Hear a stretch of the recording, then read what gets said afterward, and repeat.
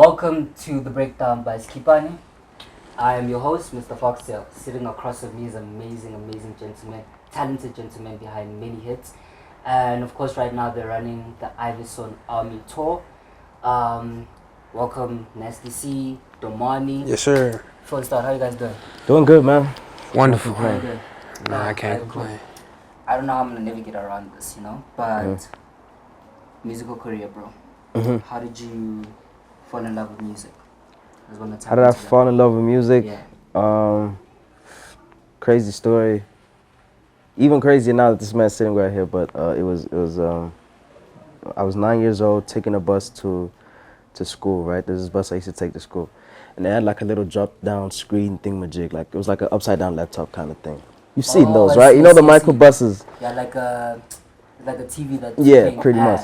Yeah. All the time. Nah, but they didn't.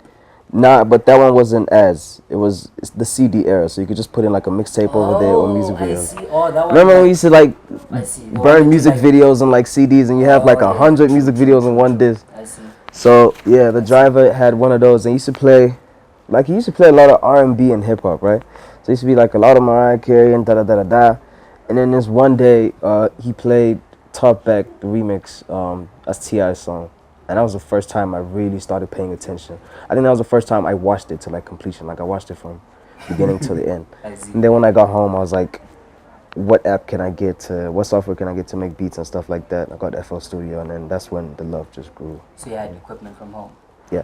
Not proper equipment, like Nokia headphones. Oh, I see. Like where every artist would start, like iPad and iPad? No iPad. Starting with iPads. No iPad. What year is this, bro? Come on, man. And what about you, bro? How did you fall in love with music? I grew up around it. My family did music. My cousins. I recorded my first song. My father was locked up.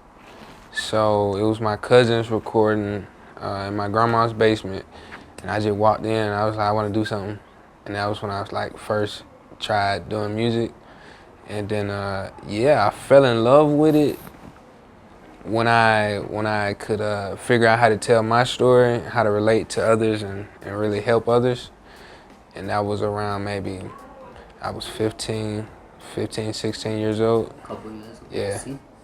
Yeah. And how did y'all meet, actually, out of curiosity? We met in Atlanta. He came to my album media thingamajig, like the launch, so to say. It wasn't really a launch, it was months later, but yeah, I guess you can say that. And so that's when we met, exchanged details, and then he sent me a couple songs. I picked one, Friends, which is on his album. I see. And then, on Skydive, right. Yeah, man. So then, I went to the studio, recorded, Shit. Now, the exchange of cultures. Yeah. You went over to... You've traveled. You well traveled. You traveled to Japan. You did Zulu Man in Japan. So it was a Zulu Man in Japan, right? Yeah, that's it. Yeah. I hate getting titles wrong. Nah, you got it. Then you went over to the States as well. How would you then describe the difference in hip-hop culture? That side, Japan as well, because hip-hop culture is expressed in fashion, that side. Right. And then in America, it's just different. The culture is different. And then you come back to South Africa, it's like... It's not that much, no? Hey... Yeah, it's exactly like that, man. It's exactly like that. In the States, I feel like it was birthed there. It's their culture type thing. We were just inspired by it and we adopted it. So, depending on what country you go to, you might find that they adopted a bit more than other countries. Like in Japan, for instance, it's become a part of who they are because hip hop is kind of drifted and leaned towards like the whole fashion thing, and in Japan, fashion is just like it's a daily thing. They just express themselves that way. So it's like it's an easy way to connect the dots there. So you see a lot of these kids with like grills, face tats, and stuff like that. Yeah, in Japan, it's weird, but it's like it's there. What about you? The difference. Like how would you then between the American hip hop culture to South Africa from your perspective? How is it like in terms of exchange in hip hop culture? And having met amazing musicians along the tour as well. How would you say? It's just seeing everyone, express themselves from their perspective. I feel like out here it's a lot more rhythm. I feel like, back home we We of course we got the 808, we got the bumping beats, but it's like we do more like bobbing our heads. Out here it's like the music makes you want to like move your whole body. So I would say that, but it's just a different perspective, man. It's all just different environments, and it sounds different expressed from everyone. I think, what I think is one of the main reasons why it feels like when you go anywhere else in the world besides like the States, you see like hip hop is a part of their culture for sure, but not as much as in the States. One, you have to think about just like the language on its own. True. So, Nana, if you're making hip hop, if you're making hip hop, you already have a small crowd. Sure. If you're making hip hop in English, it gets smaller. If you're making hip hop in English, it's got auto-tune and you're swearing and stuff, it's way smaller. You're right. 100%, 1,000%. I mean, look at how the impact, like the likes of Ricky, the likes of Casper, when they were entering hip hop. Okay, let me not make it an example of Casper because Casper was doing the next, so that's how he attracted his crowd. Yeah, I was about to say with Ricky also. Fuck. You see what I'm saying? Okay, who can we make an example of? AKA was the first one to really be adamant about, I rap in English and this is just the way I choose to express myself. Sure. And only then people started to say, okay, cool, we'll come to our only English hip hop show and see what this is about. So that's still like growing. Like we're still the people that are still trying to like make people get used to it type things. You know what I mean? That makes sense. You see when we perform though, people go crazy on the hooks, and then when it's time for the verses, people just go quiet. But you know what I mean? You look at the Confest performance, bro. Yeah, but those are our people. Oh yeah. Yeah, that's our crowd. True. And I mean, you look at it from an aspect of even, I don't know if you saw that video where even the security personnel. Yeah, was vibing. Yeah. That is wild, bro. Yeah. That shows that your music has an impact. Yeah, it right? does. It does. Speaking about impact, who would you say has had an impact in your musical career, musical journey currently? Definitely my family, my father. Of course, like legends, Andre 3000, Outkast in general, Okay. Jay-Z, Biggie, just like the legends, people who gonna be around for like generations, I see. So definitely them, and everyone my peers who I get a chance to really meet and know them personally, and really everybody. Crazy. But definitely the legends. Now let's tap into the elements of skydive. I mean, when you refer to like the legends and you listen to the project, right? It's more of hip hop, but like there's like a bit of mixture of trap, and there's like a bit of mixture of R&B-ish, you know what I mean? It's like it's still vibey. Still vibe, you know? Even the single Friends I saw, I don't know, apparently I was shooting a music video for that shit. Oh yeah, we shot it. Yeah. Oh yeah, it's no secret. So what are the elements, bro? And what message are you trying to transpire through the album? Skydive, I was basically just taking a leap of faith. That's the main message. Taking a leap of faith, really committing. I find that I have a problem with committing to anything, whether it's relationships, whether it's committing to a certain idea, a certain subject. I tend to just ramble, but so the project is really just about commitment, taking that leap of faith. And I'm basically saying I jumped, and we'll see if the parachute opens. That's all skydive is. And it opened, Right. Tapping back to you, bro. Can you imagine? You're aggressive, bro. You who pissed you off?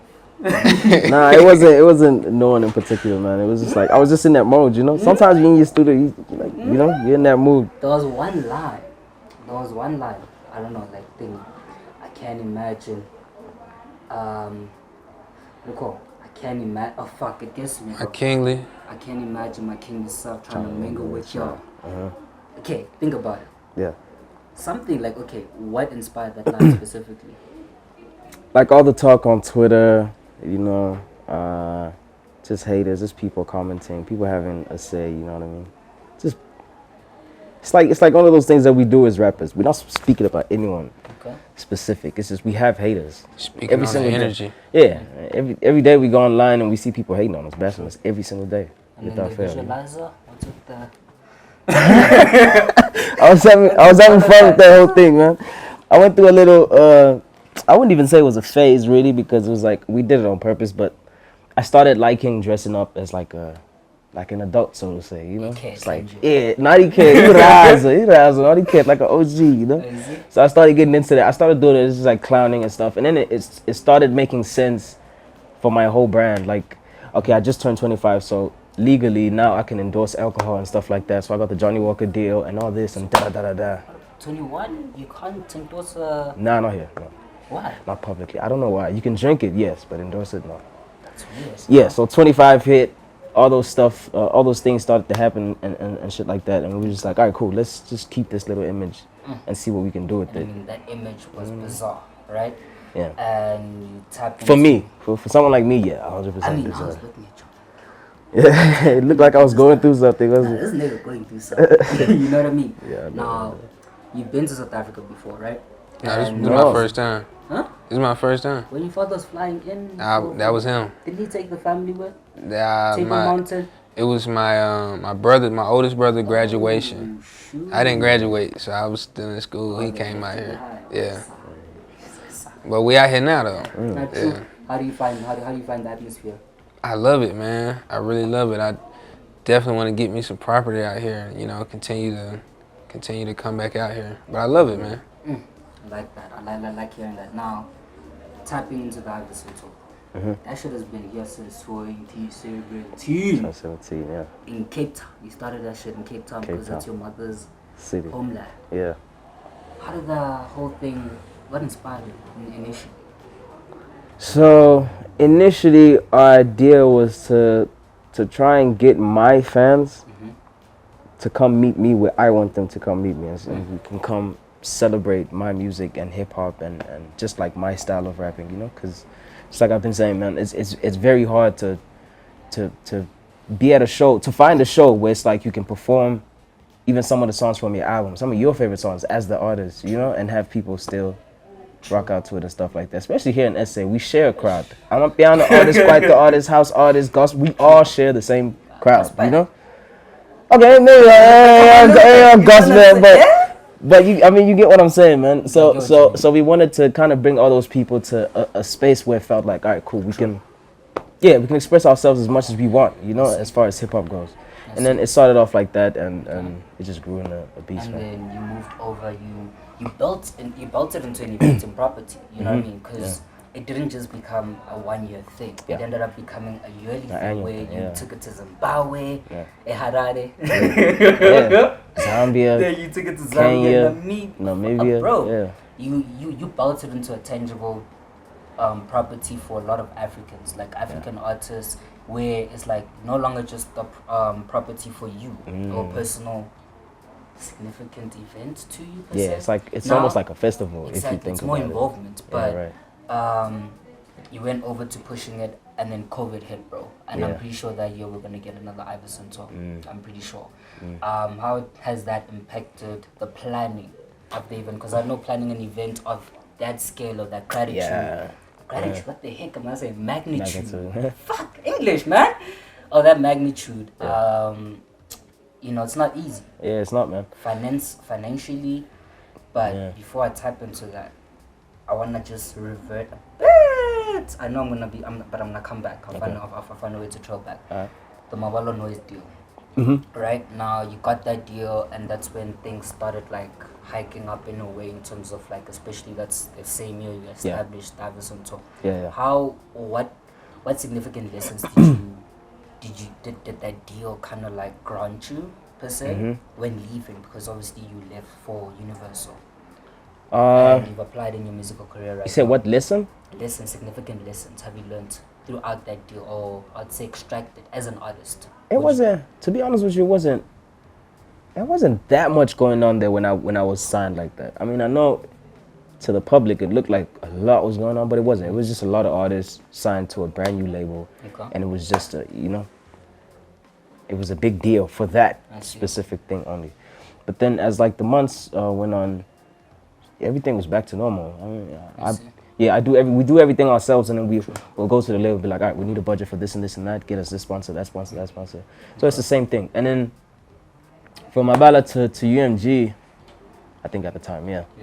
it was easy because it was the same people I was working with. So they were my publishers anyway. So I was I was in that office already. It was just like a all right, cool. Transition. Yeah, transition. I see. Now funding. You know, main reason why I tapped into that because you're saying it seemed like there's a lot funding. How did you then fund the project? The Ivyson Tour. Yeah, Ivyson Tour.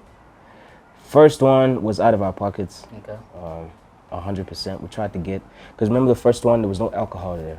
So we did it for kids. Okay. So there was no alcohol, so we couldn't get any of those sponsors, none of that. So we tried brands like energy drinks, we tried halls. Halls? Yeah, we tried, we was just like, yo, somebody come help us. Yeah, we were thinking halls is like a harmless thing, you know what I mean? Yeah, you know? And even that didn't work, so we had to do it out of our own pockets. And then as time went by, obviously brands started, okay, we get it. X jumped in, I think Red Bat jumped in. Okay. This is all 2017, I think. And then as the years go by, man, people just kind of, started trusting us a bit more. And now, how has COVID, back to the question that I was initially trying to ask, affected the planning of the event? Slowed a lot of things down for sure. Okay. I mean, for obvious reasons. Which is actually why this is the Ivyson Army Tour. So this is not the Ivyson Tour, this is the Ivyson Army Tour. It's a bit smaller, a bit more intimate. Even though now we're having to change back to like bigger venues and shit. I saw. Yeah. Zone 6. Yeah, Zone 6 now, which is like back to that initial standard, but like we really meant to make it a bit smaller, but like still as impactful, keep shit interesting, obviously, What inspired the theme before I tap into Domani? What inspired the theme? It was just a timing thing. Like 3 years ago, something like that, I started calling my fans the Ivysons or Ivyson Army and stuff like that. Created a website, when I was still doing the whole presets thing. I remember. So that thing I put it on ice for a little bit, and then now when we're thinking about bringing the Ivyson Army back, the Ivyson Tour back, we were like, okay, how can we make it smaller, but still make sure people understand it's still the Ivyson Tour, but it's not that, you know what I mean? And then it was like, yeah, Ivyson Army. It was like, all right, cool. It aligns with the whole gaming thing that I'm on right now. Yeah, you know what I mean? Yeah, it just made perfect sense. So Ivyson, what's Activision? Oh, fuck, Activision. Activision. I want myself, and he was like, nah, dude. And I know how to say it, but it's like, sometimes you overthink the thing. Yeah, and it sounds like it's wrong. Yeah. What's Activision's role in the tour? Right now, so what they're doing is they're trying to come to Africa, right? So I think they're bringing one server to Lagos, I think. Okay. Hey. Yeah, but we need one here, though. I feel like we have more streamers here in SA, So we're trying to get them to fuck with SA a little bit. True. And I think at first they were coming at me like an influencer, like, all right, how much do you charge for a post or this and that? Can you host? Can you perform? And I'm like, no, I actually play this game like every day. Like I actually love this game. So we could do something bigger. And I'm turning the house I grew up in Durban into a gaming center. You know what I mean? So I was just like, yo, perfect timing. This is, stars are aligning right here, Shit. Yeah. Now, you went over to bringing him. How did that come about? Like you saying, yo, bro, what was the process like for that? He was supposed to come here for the video. Yeah, for the video around November-ish. That ended up not happening, so we're just like, all right, we still have to make that happen, and what better way to do it? And just like plug him into the tour, have it be one long thing. That's like people can stay engaged, his fans can see him, you know what I mean, all the time. Makes sense. Now, what's the vision going forward, bro, with your musical career? What can we expect to see from you in the next coming months, as a brand and as an individual? And also, the big question, look, having a father like T.I., you definitely bound to like kind of be in his shadow in a way. How did you then extract yourself to be out of his shadow? What's next? Well, the shadow. Okay, the shadow part. For a while, I kind of looked at it as a shadow. Life is perspectives, For a while, I was definitely looking at it like I'm in his shadow and I'm trying to get out of his shadow. Now, as I, see more, learn more, I realize that I flip perspectives and I see instead of me being in his shadow, I was in the shade, I was in the shade. He provided the shade, because it's a crazy world out there, and I was just fortunate enough to not have to worry about a lot of things that other kids around me had to worry about. I was just focused on being as creative as I could possibly be, expressing myself, whether that was clothes or whether that was music or just doing all type of stuff, you know, all drawing, painting, just really being creative. So I flipped perspectives. Instead of looking at it as being in the shadow, I was being in the shade. So, and then what's next? What's next, I would say just continue to see me pushing myself as an artist, as a man. I want to stay on the road. I want to continue to travel. Like I said, this is my first time out here. I love it out here. Yeah, man, just really just continue to be creative, making great music, finding myself, figuring out things about myself in my music, you know. That's pretty much it. And then what about you, bro? After the tour, I mean, the tour ends now. June-ish, What the yeah. June? Yeah. Hey. Like, it's like, it's a four or five shows? Five, yeah. Shit. Yeah. What can we expect to see from you after that? Can we expect the project from Yeah. Of course, yeah. We want to drop a tape for the tour. Yeah, we might drop it. I wanted to drop it beginning of the tour, you know, so that we get to perform these songs on tour. I see. You know, labels and 3 weeks before Apple Music, Yeah. all that stuff, man. Apple Music stuff and shit. So now what I'm thinking is we just package it as like a thank you to all the fans that came through to the tour, you know. It's like at the top of the tour, it's like, all right, thank you guys for rocking out with us. We dropped the after movie, whatever, it goes with the tape. Excited for You know? Yeah, give them that. And then I'm also working on my album. Fire. Yeah, so that's also gonna come out. And then it's just a bunch of cool stuff, man, that we're gonna be doing. As I mentioned, the gaming stuff, that's really gonna take off like towards third quarter or at the end of the third quarter, yeah. See, You know? waiting for the That's gonna be big, for the though, man. gaming center, eh? That's gonna, bro, I'm telling you, that's gonna be such a game changer, man. So going forward, Excuse the pun. I mean, it's like a lovely vision, right? What's this now? I'm saying it's a lovely vision. It's a lovely vision, okay. The way you looked at me like, it's a what? But thank you guys so much for joining in. Thank you, I'm bro. excited to see what you guys are going to be working on next coming months. Excited to just see the progress and the growth. Yes, sir. Thank you guys so much for joining in. Thank you, man. Thank you. As once again, guys, see you guys next time. And that's a wrap. I will.